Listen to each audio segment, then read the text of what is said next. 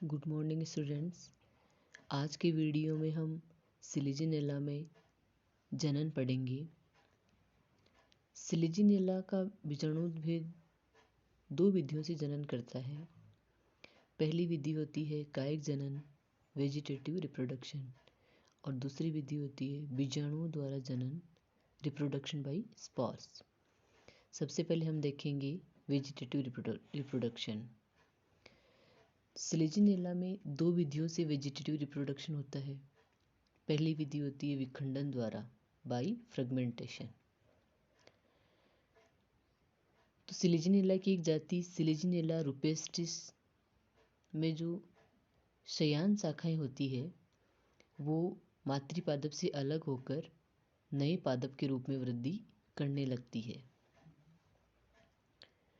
दूसरी विधि है कायिक जनन की कंद व पत्र प्रकलिकाओं द्वारा बाय ट्यूबर्स एंड बल्बिल्स द्वारा। तो सिलिजिनेला क्राइसोराइजोस में जो रूपांतरित शाखाएं होती है जो भूमि में वृद्धि करती है उन शाखाओं के अंतिम सिरों पर कंद परिवर्धित होते हैं। ये कंद मातृपादप से अलग होकर नए पादप को जन्म देते हैं। जबकि सिलिजिनेला क्राइसोकोलस में जो कंद है वो सामान्य वायवीय शाखाओं के सिरों पर बनते हैं और ये भी अनुकूल परिस्थितियों में नए सिलिजिनेला पादप को जन्म देते हैं। तो यहाँ देखिए क्राइसोराइजस में आप डायग्राम में देख सकते हो, ये वाला डायग्राम क्राइसोराइजस का है, सिलिजिनेला क्राइसोराइजस का। इसमें देखो जो ट्यूबर्स या कंद है वो जो भूमिगत शाखाएं हैं, ये भूमिगत शाखा है। इस भूमिगत शाखा के शीर्ष भाग पर कंद परिवर्धित होते हैं। दूसरी इसकी जो जाति है सिलिजिनेला क्राइसोकोलस, इसमें देखिए इसकी जो वायवीय शाखाएं होती है इन वायवीय शाखाओं के शीर्ष भाग पर कंद परिवर्तित होते हैं और ये कंद या ट्यूबर्स इन प्लांट से अलग हो जाते हैं और फिर अनुकूल परिस्थितियों में अंकुरित होकर नए सिलिजिनेला पादप को जन्म देते हैं। नेक्स्ट हम देखेंगे सिलिजिनेला में बीजाणु द्वारा जनन रिप्रोडक्शन बाय स्पॉर्स इन सिलिजिनेला। तो देखिए सिलिजिनेला का जो मुख्य पादप शरीर होता है वो बीजाणुद्भिद होता है और वो बीजाणुओं की सहायता से अलैंगिक जनन करता है।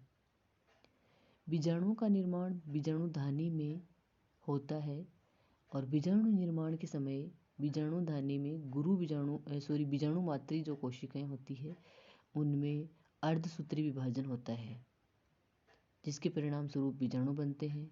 क्योंकि बीजाणु अर्धसूत्री विभाजन से बन रहे हैं इसलिए अगुणित होते हैं और ये अगुणित बीजाणु अंकुरित होकर युग्मकोद्भिद पादप या युग्मकोद्भिद पीढ़ी को जन्म देते हैं।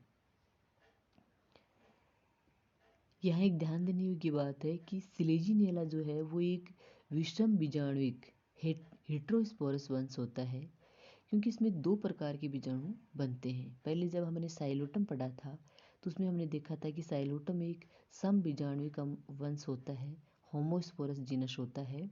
उसमें बनने वाले सभी बीजाणु एक समान प्रकार के होते हैं। लेकिन देखिए सिलिजिनेला जो कि विषम बीजाणुविक होता है इसलिए यहाँ पे दो प्रकार के बीजाणु बनते हैं। एक प्रकार के बीजाणुओं को बोलते हैं लघु बीजाणु या माइक्रोस्पोर्स और दूसरे प्रकार के जो बीजाणु होते हैं वो होते हैं गुरु बीजाणु या मेगास्पोर्स। लघु बीजाणु धानी में परिवर्तित होते हैं और गुरु बीजाणु धानी में परिवर्तित होते हैं। देखिए जो लघु बीजाणु धानी होती है तो एक लघु बीजाणु धानी में कई लघु बीजाणु परिवर्तित होते हैं लेकिन प्रत्येक गुरु बीजाणु धानी में केवल 4 गुरु बीजाणु ही बनते हैं। यहाँ ध्यान देने योग्य बात है कि प्रत्येक लघु बीजाणु धानी में अनेक लघु बीजाणु बनते हैं जबकि प्रत्येक गुरु बीजाणु धानी में केवल 4 ही गुरु बीजाणु बनते हैं। देखिए बीजाणु धानियाँ जो होती है वो बीजाणु पर्णों के कक्ष में परिवर्धित होती है। और ये जो बीजाणु पर्ण होती है वो सामान्य पर्ण के समान ही होती है। लघु बीजाणुधानी को धारण करने वाली बीजाणु पर्णों को तो लघु बीजाणु पर्ण कहते हैं और गुरु बीजाणुधानी को धारण करने वाली बीजाणु पर्णों को गुरु बीजाणु पर्ण कहते हैं। नेक्स्ट हम देखेंगे स्ट्रोबिल्स या शंकु। तो देखिए, सिलेजिनेला की अधिकांश जातियों में जो बीजाणु पर्ण होती है वो पादप की मुख्य शाखा या फिर पार्श्व शाखा के शीर्ष भाग पर सघन रूप से व्यवस्थित होकर स्ट्रोबिलस या शंकु बनाते हैं। तो शंकु क्या होता है? जो बीजाणु पर्ण होती है वो मुख्य या पार्श्व शाखाओं के शीर्ष भाग पर सघन रूप से व्यवस्थित होकर स्ट्रोबिल या शंकु का निर्माण करते हैं।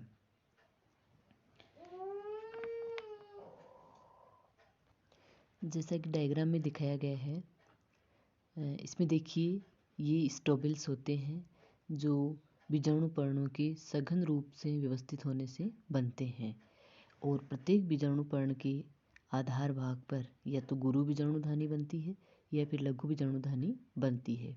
यदि गुरु बीजाणु पर्ण है तो उसके आधार भाग पर गुरु बीजाणुधानी बन जाएगी और यदि लघु बीजाणु पर्ण है तो उसके आधार भाग पर लघु बीजाणुधानी बन जाएगी।